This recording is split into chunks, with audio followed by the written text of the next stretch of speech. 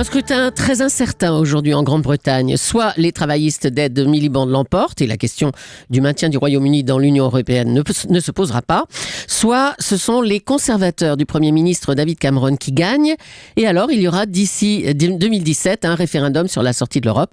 Et cette Europe est-elle en danger? Risque-t-elle d'exploser? C'est la question qui fâche de 7h15 sur Europe 1. Pour y répondre, je reçois Valéry Giscard d'Estaing, ancien président de la République. Bonjour, monsieur Giscard d'Estaing. Bonjour. Vous avez vu la une du Monde, j'imagine, aujourd'hui. Élection britannique, un scrutin à haut risque pour Cameron.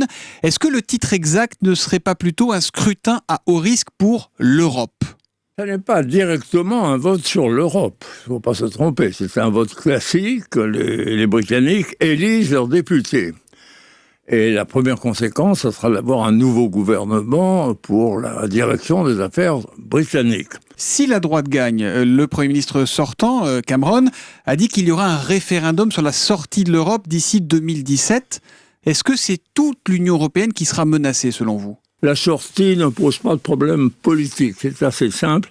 Mais si on sort, on coupe tous les liens avec l'Europe. En particulier, tous les liens douaniers, commerciaux, les accords commerciaux avec l'extérieur, et ainsi de suite. Donc, il y a de grandes conséquences pour la Grande-Bretagne. Et pas pour l'Europe ? Pas pour l'Union européenne ? Elle pourrait survivre à la sortie de la Grande-Bretagne ? Honnêtement, oui. Il y aurait quelques inconvénients, puisque c'était un de nos grands partenaires au point de vue commercial. S'il partait, il resterait de grands partenaires, simplement les échanges seraient un peu plus compliqués ou un peu plus coûteux. Alors, dans l'intervalle, les Britanniques disent « mais nous sommes prêts à négocier une amélioration des institutions européennes nous permettant de rester ». Et je ne comprends pas pourquoi les Français ne les aident pas. Parce que les demandes britanniques sont assez voisines, en fait, des demandes françaises.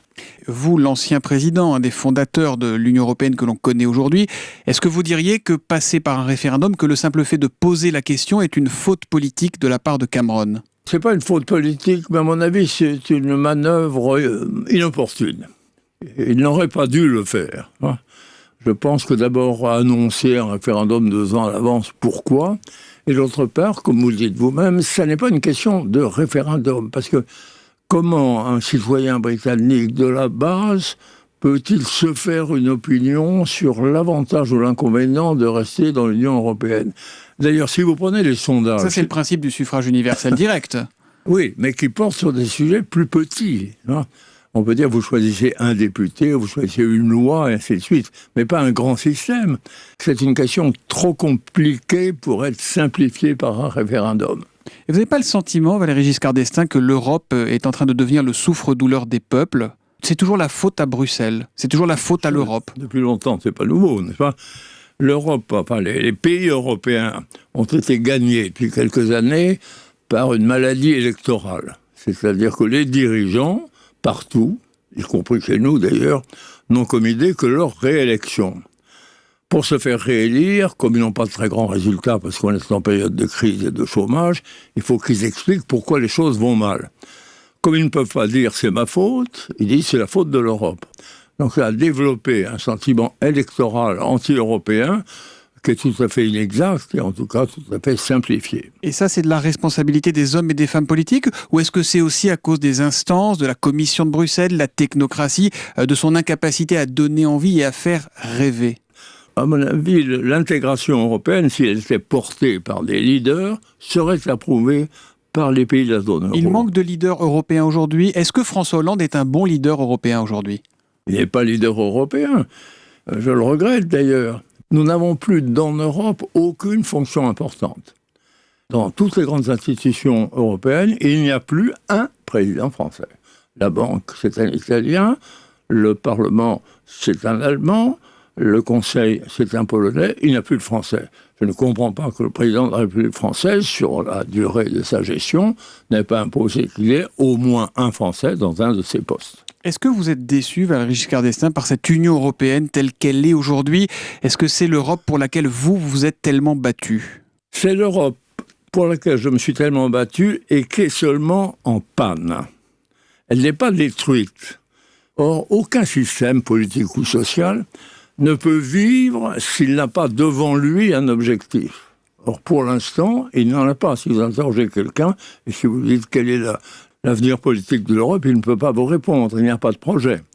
Donc il faut reproposer un projet pour faire avancer l'Europe dans la même direction. Et le projet simple, le premier projet, c'est de dire, nous avons une monnaie commune, nous avons des équilibres budgétaires communs, il faut maintenant avoir la même fiscalité dans tous les pays européens pour qu'on puisse produire, circuler, s'instruire librement dans toute l'Europe. Mais c'est un vœu pieux, non ? C'est pas du tout un vœu pieux, c'est tout à fait faisable. Mais il faut simplement des leaders, des animateurs, j'espère qu'on les trouvera. Si vous étiez anglais aujourd'hui, ça sera ma dernière question, vous voteriez travailliste ou conservateur, Miliband ou Cameron ? J'ai l'impression que vous ne respectez pas strictement le secret du vote. Oh, mais pour les leaders politiques, ils s'engagent et ils disent qu'ils soutiennent, c'est la règle. Non, vous ne le respectez pas, c'est assez intéressant parce que c'est un signal culturel, en fait. Le vote est secret. Alors, si j'étais en Grande-Bretagne, je voterais secrètement pour Cameron. Merci Valéry Giscard d'Estaing d'être venu sur Europe 1 ce matin. Votre projet pour sauver l'Europe, on peut le lire dans votre ouvrage Europa, la dernière chance de l'Europe, publié aux éditions IXO. Merci et bonne journée. Merci, j'étais content. J'aurais souhaité d'avoir d'autres occasions d'aller plus loin parce que je crois que les Français ont besoin d'explications et besoin d'un objectif européen. Et s'ils l'ont, ils l'atteindront. Eh bien, c'est pour ça qu'on vous réinvitera. Merci, Monsieur Giscard d'Estaing. Au revoir.